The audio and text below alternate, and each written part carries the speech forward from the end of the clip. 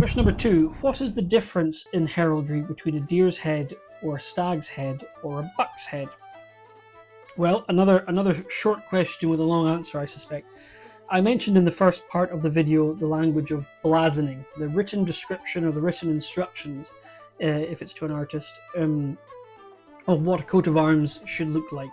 And that eliminates all confusion, all potential confusion as to where the shapes go, where the animals go, what color the animals are, the placement of everything, the colors of everything. Because again, heraldry, like if it's physically manifested, such as I've got a table banner of my own arms behind, which is principally gold and blue. If I leave that in the sun, if Scotland were to ever get much sun, but if I were to leave it in the sun for a long time, the colours may fade. And then if you were to just look at that physical depiction of heraldry, if the colours are done wrong or they fade or it's damaged, then the language of blazoning eliminates the guesswork. Go back to the written description and see what the colour is or what it was or certainly what it's meant to be.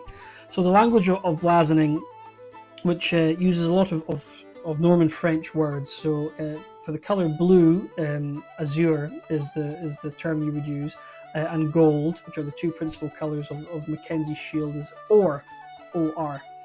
So when you're reading a blazoning for a coat of arms, it might make very little sense at all, but you can find a glossary of heraldic terms quite easily, and it's quite good fun to test yourself. So here, the difference in heraldry between a deer's head, a stag, or a buck. I had a look at a wonderful book called An Ordinary of Arms, contained in the Public Register of All Arms and Bearings in Scotland. Now, the Public Register of All Arms and Bearings in Scotland is one of our most prized possessions as a nation in terms of records and archival material. In 1672, during the reign of King Charles II, heraldry was regulated. From that date to today, we're still using that same legislation, and it among the many things that it instituted and brought to life, one of the requirements was that all coats of arms that were used in Scotland had to be legally granted or recognised by the monarch, and had to be contained and lodged and matriculated into this public register of all arms and bearings. Now, in 1672, I think Volume 1 lasted quite a long time because they did not paint the entries in. But subsequently, as years went on, I think the end of the 18th, certainly the start of the 19th century, painted illustrations began. There's a few in Volume 1, but it really kicked off around the start of the 19th century, where not just the written description, but you'd have a visual depiction of those arms and the artwork. If you were to go through all the volumes, and there's about 96 or 97 volumes of the Public Register now in those 352 years that it's existed, all painted on vellum, all hand painted, all the calligraphy has been exceptional since day one, as you would expect. And this is kept in Edinburgh. It's kept by the Lord Lion and his Lion Clerk. It's the most wonderful visual storytelling of Scottish history and the great names and clans that feature in our story, in our nation's story, which is now our global story with people around the world of Scottish heritage.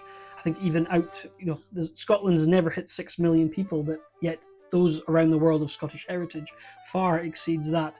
So this book I was looking at online was published in 1893, so it's a bit old now, but Mackenzie heraldry has existed since well before 1672. And so when 1672 came around and this new requirement for coats of arms to be registered and lodged into this register, public register, the chief of Mackenzie at that time was the Earls of Seaforth. So they were, grandfathered in, so to speak, because they were already used and established and known clearly. So this book was written by Sir James Balfour Paul, who was a previous Lord Lion for around 36-ish years, from about 1890 to around 1926 or 7, certainly the mid-1920s. So a man who was in the job for a long time. And if you go through this book, which is a wonderful collection of not the illustrations, but of the written description, so it's very quick and easy to search, obviously Mackenzie, deer, buck, stag, etc. It understandably kicks up a lot of options because Mackenzie has been a huge name, especially in the north of Scotland, for forever. I'm from Inverness in the north of Scotland, and just, you know, a very short drive, and you're just surrounded by former, in many cases, unfortunately, former Mackenzie pieces of land, but still many that are still either still in the Mackenzie family or families to this day, or the buildings and various estate buildings that have survived, thankfully. I believe that the largest Mackenzie landowning family still in Scotland is the Mackenzies of Gairloch, in northwest Scotland. Sorry, but if you look in this book and you do searches for deer's heads with Mackenzie, you get Mackenzie of Fairburn, Mackenzie of Rosehaw, Mackenzie of Scatwell, who I'll come up to in a moment, Mackenzie of Cool, Coul, which Cool House thankfully still exists, and it's now a luxury hotel. If you just search for Stag's Head with Mackenzie, the list gets even larger. Mackenzie of Applecross, Mackenzie of New Hall, Mackenzie of Kilcoy. You even get Miss Hay Mackenzie of Cromarty in 1849, the current chief's ancestor. Mackenzie of Seaton. Even the 1817 grant to Mackenzie of Allengrange. And you even get Mackenzie of Applecross, the second matriculation. So in 1756, you get a Mackenzie of Applecross with a deer's head, and then a few years later, in 1825, you get the descendant of the Mackenzie of Applecross re-entered into the public register with a stag's head. So even with those few brief examples, it's interchangeable already. In addition to that, if you look for Hart, H-A-R-T, which is obviously a word for a male of the red deer species, another word for stag, essentially. Then you have Mackenzie of Reedcastle, Mackenzie of Gairloch at one point, Mackenzie of Suddy, or Suddy, I'm perhaps saying that wrong.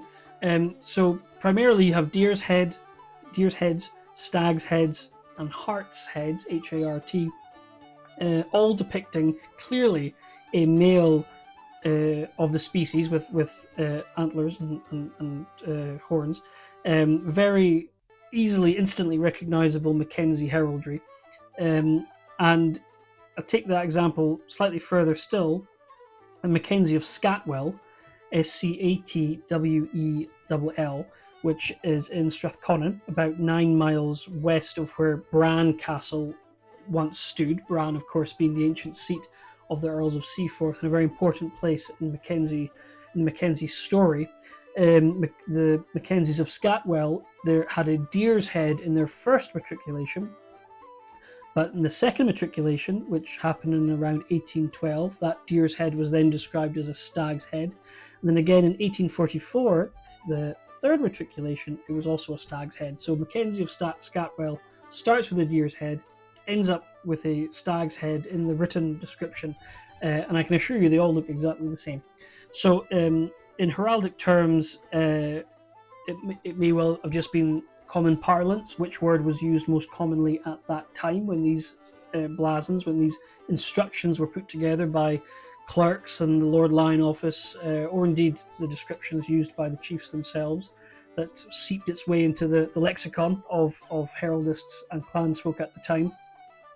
So on the face of it, in Mackenzie heraldry, the question, what is the difference in heraldry between a deer's head or a stag's head? In Mackenzie heraldry, there's no difference at all. It's quite clear, and again, Mackenzie are such an old family, such an old clan, immersed in so many elements of the Highland story, still to this day, thankfully. I'm going to confidently, on today's date, say that there is no difference at all in heraldry, in Mackenzie heraldry, between a deer's head or a stag's head. And there's a lot of examples, thankfully, in our heraldic records to consult and look through. I would encourage people to do so online if you want to get into heraldry. So, what's the difference? None at all.